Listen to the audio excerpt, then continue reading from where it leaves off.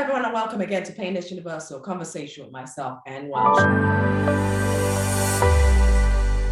Today we'll be talking to my guest, Molly Hillenbrand, and she'll be telling us about her journey of living with a chronic illness, battling a divorce, and being an entrepreneur. We all know going through a divorce or having a chronic illness or being an entrepreneur, none of these things can be easy. But how did she manage to deal with all these major challenges that life threw at her to still find her joy? She went through a divorce with and having two beautiful young kids, having to tell them that this marriage is no longer working. It was about time mommy and daddy had to go their separate way. Where she found herself and rebounded to be the person she is. Difficulties and challenges of running a business and being an entrepreneur to make it work for not just her, but for her kids. And most importantly, dealing with chronic illness pain, an illness that she was diagnosed with at a very young age in her teens, and how she managed to overcome the challenges and the pain that illness brought on to still do things better. But let me tell you a little bit more. Let me dig into more who Molly is, because Molly is a successful entrepreneur. She's the founder of the Hillenbrand Media Company. She's a PR and media personality. She's known for her PR powerhouse PR skills. She founded her Hillenbrand Media in 2017, promoting entrepreneurs, business owners, and media personalities through film social media segments, on-camera interviews, and podcast episodes of On Air with Molly Dare. Molly is also known for her work both in front and behind of the camera. She's hosted and produced multiple nationwide segments for Eye Only channel, providing viewers insight of what's happening in their city. Molly's incredible work ethic has kept her at the top of her field. After years, she's been featured on the cover of various magazines. I'm truly excited to talk to Molly about her work and more importantly, to dig about the chronic illness issue, the divorce pain, and the entrepreneurship pain she's had to go through, and how she's managed to turn all this around to now find her joy. Meet Molly. Well, hello everyone, and welcome again to Painless Universal Conversation with myself, Anne Welsh. Today's conversation is nothing is off limit, because I really want you to listen to this conversation and learn. We'll be talking about entrepreneurship pain, starting a business, how you, in a very male-dominated sector, how do you find your joy? We'll be discussing divorce pain, and we'll be discussing a chronic illness pain, which many of you probably didn't know Molly herself had to go through, and how she dealt with that to find her joy. Our guest is Molly, and I won't be saying much, because if you listen to my introduction, I've done a massive, beautiful introduction and tells you a lot about who she is. Right now, we're going to meet a wonderful guest who's based in the USA, Florida. Beautiful weather, guys. How are you, Molly? Oh, I am so great. I am so honored to be with you today. So thank you so much. I am so honored as well. I mean, your story and the fact that you're being, very truthful about it, which is something not many people are. Many people go through these challenges, these pain or circumstances in their life, and they just delete that.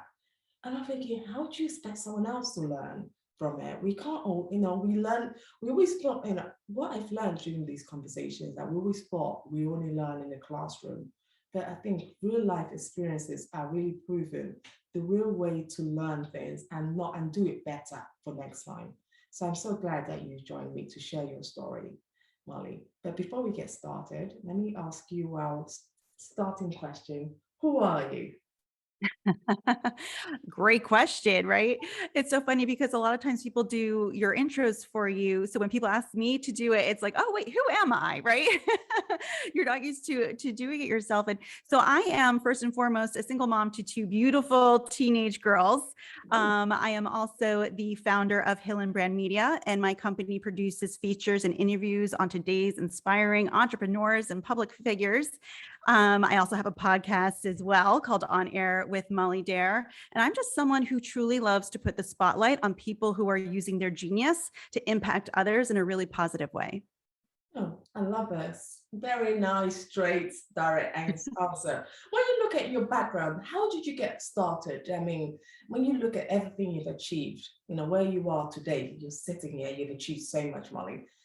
Well, how has your black background played an impact, your childhood, anything? How has it played an impact on where you are today?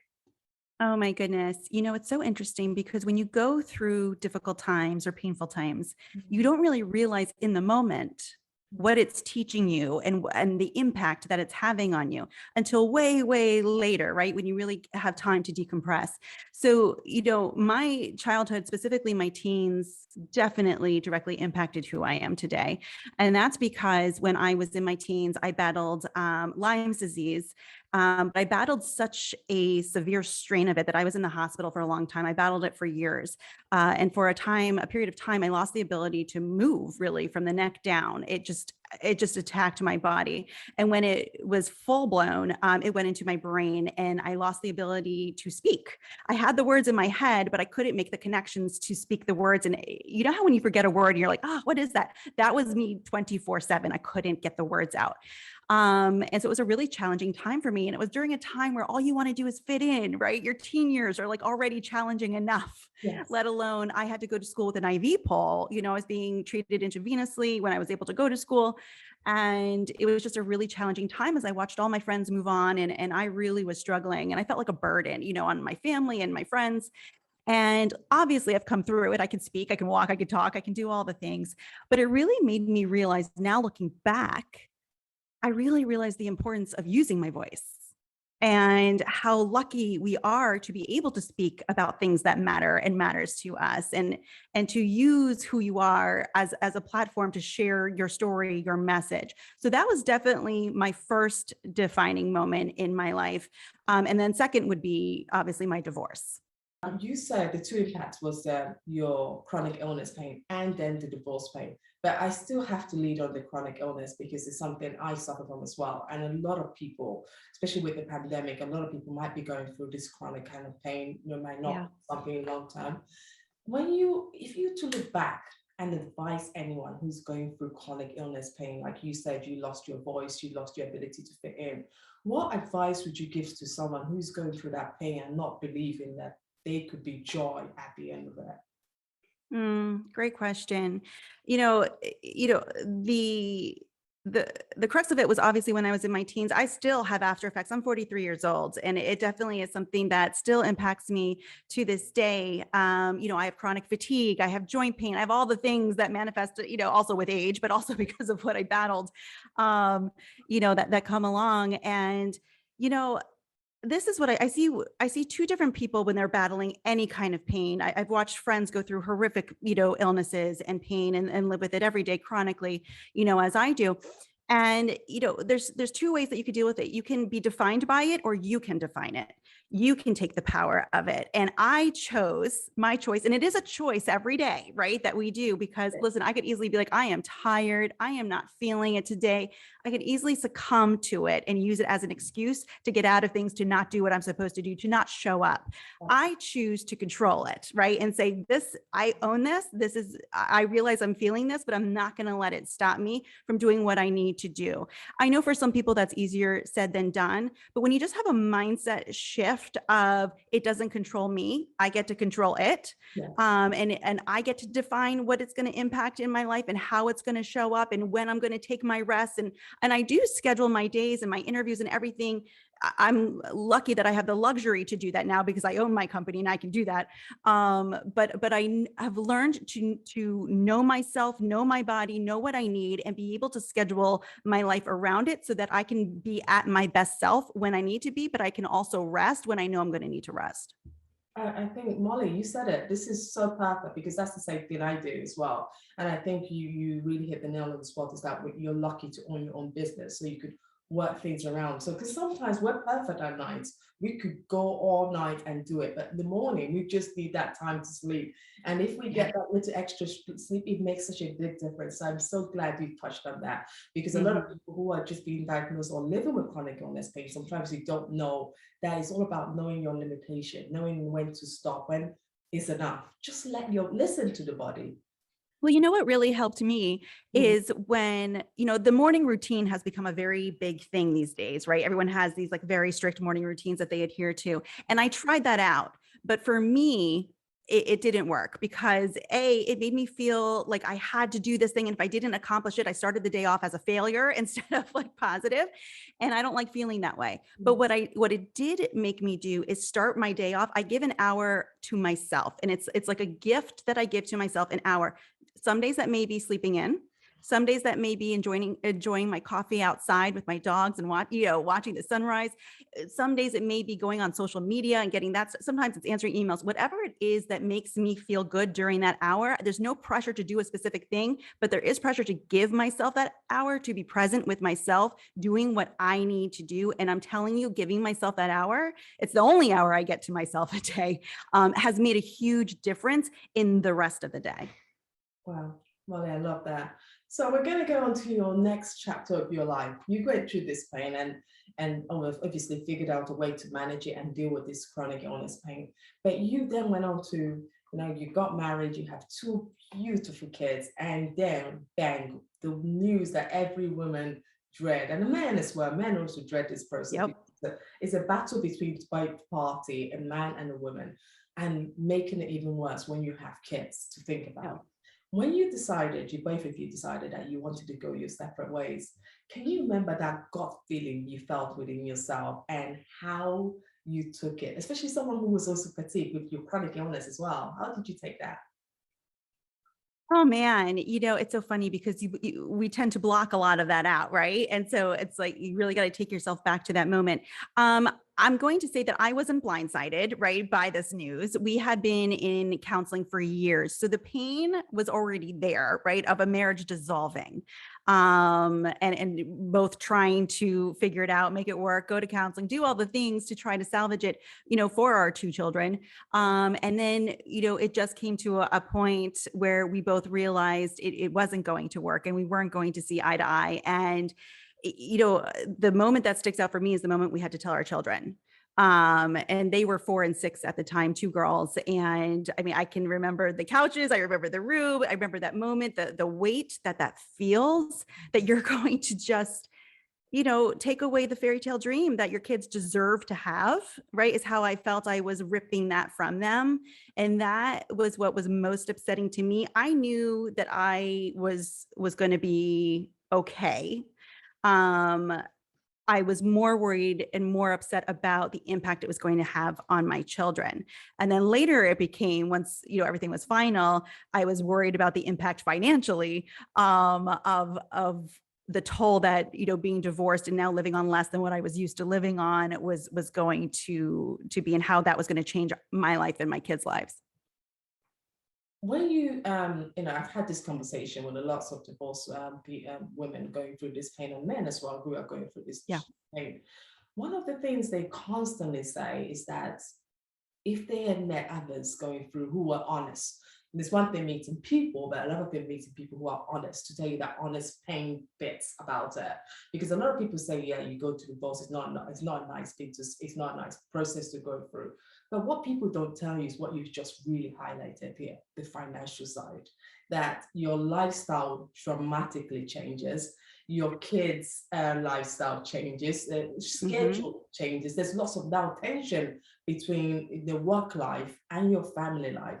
How did you balance the tension that came out from being in that divorce phase? Oh man, that is so tough. And you're right. More people should talk so openly about it so that none of us feel alone or that we're in this dark hole by ourselves, right? Trying to figure this out. The first thing was, for me, I needed to make sure my kids were okay. Because if my kids are okay, I'm okay. I can deal with anything. If my kids are not okay, I'm struggling. So I knew that for my 2 girls to be okay, they looked up to me to see if I was okay. So I had to present to them that I'm okay. Me laying on the couch crying, eating gallons of ice cream was not going to be productive for me or them, right? Because then they were going to worry about me when they went to their dads because they would see me upset and crying. And I didn't want to do that to them. So I gave myself something to look forward to and work on so that my kids would see that when they're with their dad, mommy's working on her future. Mommy's working on what this was at the time was I was opening up another store because I knew I had to make more income. I had a small small children's store in the town that we lived in. I wanted to open up another one to make it bigger and better so I could bring in more money. And I gave myself a project. I gave myself a vision. I gave myself something to look forward to build, to work at, so that my two girls could watch me make something happen, something from bad, make something productive out of it, and to let them know that we're going to be okay, that I'm figuring it out, that I'm going to bring in more money, that we're going to be okay financially and not to worry. The last thing I wanted was to put the burden on them. But how that was a struggle was, so I was in Princeton, New Jersey at the time, and I was opening up my other store in Chicago because I wanted to be in a city where there was more foot traffic and more customers and more inventory that I could sell. So that meant me flying back and forth. During the times that they were with their dad, I was going to be in Chicago. So that comes, the whole stress of balance and how you deal with stress and flights and being there for your kids and being there for yourself and being there for your team that you're putting together for this new business. So that was a big struggle, for me. What are some of the lessons you've learned from, because you have a successful business now, and you have Yes. multiple successful businesses. What are some of the successful lessons you've learned from building it? And because you built your businesses from ground up. It's not like you just got this acquired, got this inheritance. You started from the ground up, and you really Literally, yes. Literally from the ground up. as a single mother to two kids, and how did you do it?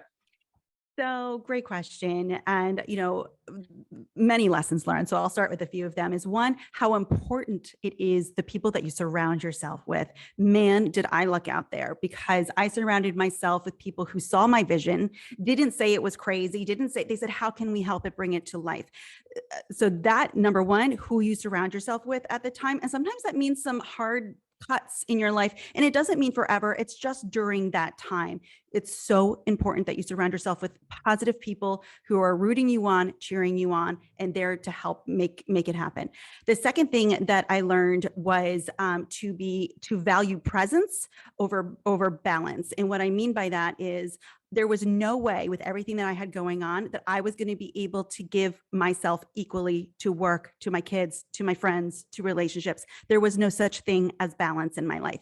But what there was, and this was a big mindset shift for me, was realizing the importance of being present where I was at. So if I was only with my kids for 2 hours and I was work at 8 hours and with friends for 1 hour, I didn't worry about it anymore, or I didn't have the guilt, because where I was fully present. And giving that gift to the people you're with, especially nowadays where it's so hard to be present, no matter who you are, with phones and all these distractions that we have, being able to be present and fully engaged where you are takes out the guilt of where you are not. So that was really, really helpful, is having that kind of mindset for sure.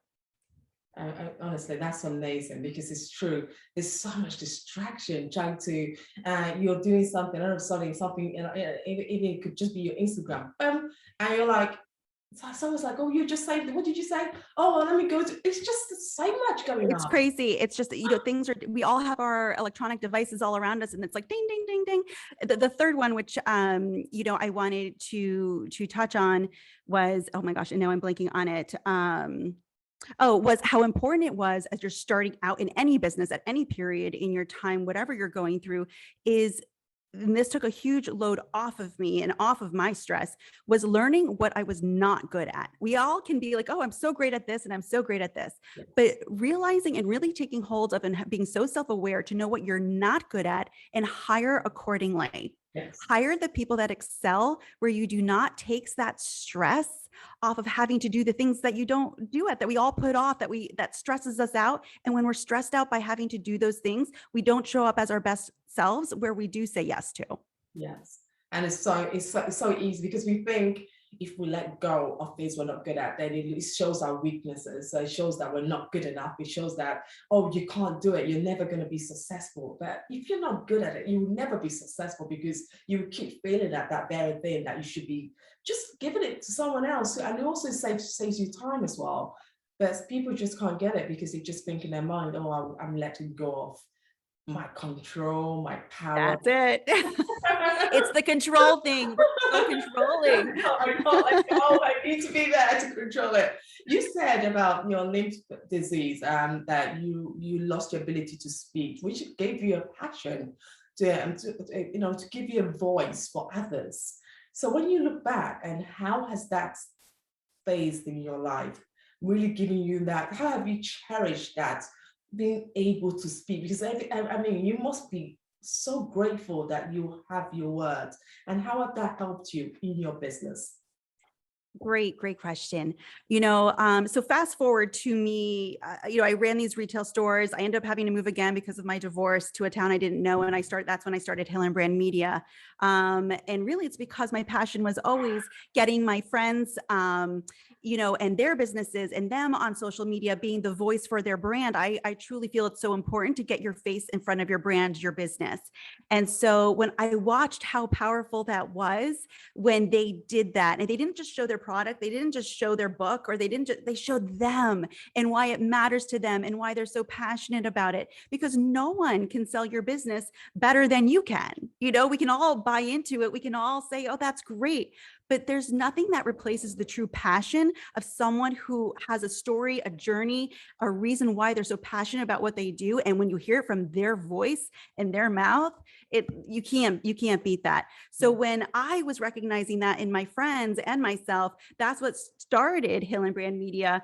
At first, that's what it was about, and that's what the focus was, until I got this opportunity to be on air at a local TV station. And I said, oh, no, you don't want me on air. I mess my words. I don't, I'm meant to be behind the camera, not in front of it. And they said, no, we really want you on camera. And I said, oh, you're making a big mistake, but okay, I'll try. And my first time, on camera, I was disastrous. But this is another big mindset shift that I think is really, really important. There's going to be opportunities that come our way that we're going to be scared of, right? It's like, oh, I don't know. That's not my field. That's not where I'm about. But there's a reason why it's coming your way. Sometimes people see things in you that you don't see in yourself. And instead of saying, I don't know how to do that, say, I don't know how to do that yet. And that one word, that yet, at the end of the sentence really was a big change for me, because we are so capable. Whatever illnesses, whatever personal challenges that we've gone through, it doesn't define us. It doesn't limit our potential. So if somebody sees something in you, an opportunity comes your way, there's usually a reason why. And maybe there's something in you that hasn't been tapped yet that you need to at least try and experiment. And worst case scenario, you find something that you're either good at or not good at, and you learn a lesson and you move on to the next. That's true. Some of the lessons you've learned from being a the way you define it, a hard throat world of business. What are some of the lessons you've learned of dealing with different gender, dealing with different personality, dealing with different vendors or people? What are some of the top lessons you learned looking back, and what advice would you give to anyone who might be going through that to help them overcome those challenges? That's a good one. And man, do I run into difficult personalities every day in what I do. The entertainment world is a very special world, filled with special personalities. And I've definitely, when I first started out, right after college, I worked down on Wall Street at Goldman. Oh, I don't know if I should say the name, but I said it, whatever, Goldman Sachs, and an investment bank, which is a wonderful investment bank. But it's filled with a lot of really driven people who are, some of them are absolutely wonderful, but a lot of people in that industry are driven by the dollar, right? They work for the paycheck. They don't necessarily, at least what I was seeing was like, they didn't have the joy. They didn't have, it was just a paycheck. And I felt like I was just a cog in a wheel of someone else's dream, and I was kind of treated that way. So I realized real early, even, my first job, like, I don't feel like I want to live the rest of my life as just like a cog in a wheel of someone else's, that's not how I want to feel. That's not how I want to be treated. So I learned real quick to add value where I was in any way that I could, that I wanted to show what I was capable of in whatever room I'm in. And I've been in rooms that are all men, sitting around, and it's me. And I walk in there just as comfortable, like I deserve to be there, and I immediately start in with what value I have, how I can add to the team and be a team player. And I think that has really helped me as I've dealt with a bunch of very difficult personalities along my journey, is is showing that you are there for positive, that you're not there to cause an issue, that you're there to add value, that your intent is to showcase them in a positive way. And when people see that you're a team player and you're not in it for yourself, it does like relax people a little bit. I think people get really, really nervous that everyone's there to, either steal their limelight, steal their job, kind of take over. And when you immediately relax the person, say, no, I'm here for you. I'm here to add value. I'm here to add to this team. I'm here to add, grow your business, whatever that is. It diffuses the kind of, the situation with kind of type A difficult humans. I won't let you go without asking you about your podcast and your media platform, which you talk about On Air with Molly. And at this, you share incredible insight from the best minds in the entrepreneur space. What led you to this, creating this unique base where people share their experiences? They give them really good insights about the way they're doing businesses and challenges. What led you to this, Ben? And where could anyone here who's listening, how could they listen to your great podcast? Well, thank you so much for bringing it up. I have a just natural curiosity in life, which I think a lot of us do, right? We want to get inside people's minds, like, how do they do what they do, and how do they function, and what did they go through to get there? And so it's actually started out. It wasn't a podcast. It started out with these film segments that I do, that I still do now, for Hillenbrand Media, which is called the Spotlight series, where I interview these amazing minds and kind of like pick their brain on how it all happened and how it transpired. But with the pandemic, I had to stop filming. I couldn't go to all these different cities where I was filming in and meet with these people in person. Like, how am I going to get all these stories out that need to be told, that are, would be helpful for all other entrepreneurs out there, to give them maybe that little bit of insight that will be like the one thing that clicks for them. And I was like, podcasts, right? Everyone's got a podcast out there. How hard could it be? Oh my gosh, is it a lot of work, by the way? Right? Easy. It looks easier, but it's a lot.